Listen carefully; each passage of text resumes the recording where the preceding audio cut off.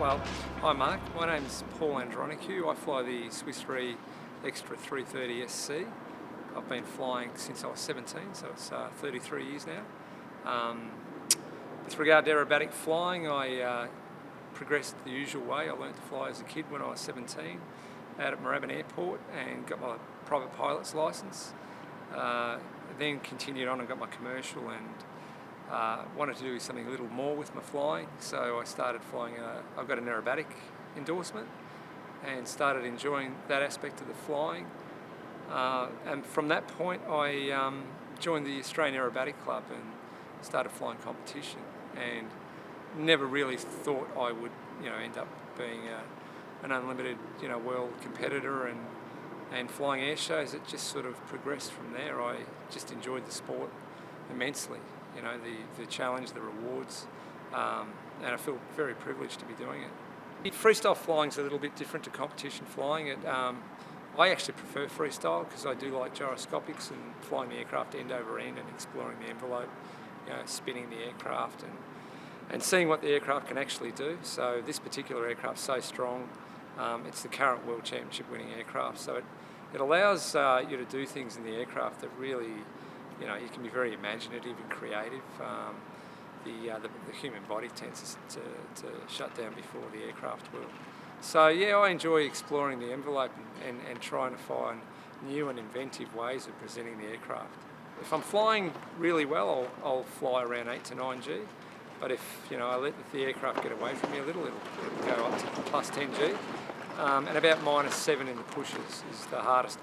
You really can't push as hard as you can pull physically. So it's incredibly demanding, but the routine's fairly short. So we've got a very limited time at Avalon to display the aircraft. So it's trying to maximise your time and give them as much rock and roll wow factor as you can. So this particular routine's a little bit different to my standard routine. My standard routine's a little bit longer, but this particular one I've had to cater it to suit Avalon. I want to display the aeroplane, what it can do. Probably people watching kind of feel that way. It's not the way I would like people to feel about how I fly, but it's just people just aren't familiar with what the capabilities of the aircraft and what you can do with them. But yeah, we practice a lot of the gyroscopic stuff quite high, and then you repeat and repeat and repeat and make sure that you're familiar with the outcomes of the manoeuvre. But a safe way to do things is on a vertical upline or on a 45 upline. If you're vectoring upwards in a gyroscopic manoeuvre, the worst the aircraft's going to do is slow down and enter a spin.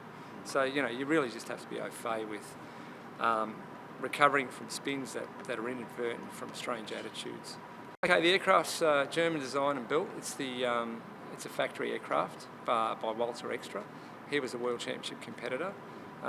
They're the most successful machine going. It's steel tube fuselage, carbon fibre wing and tail.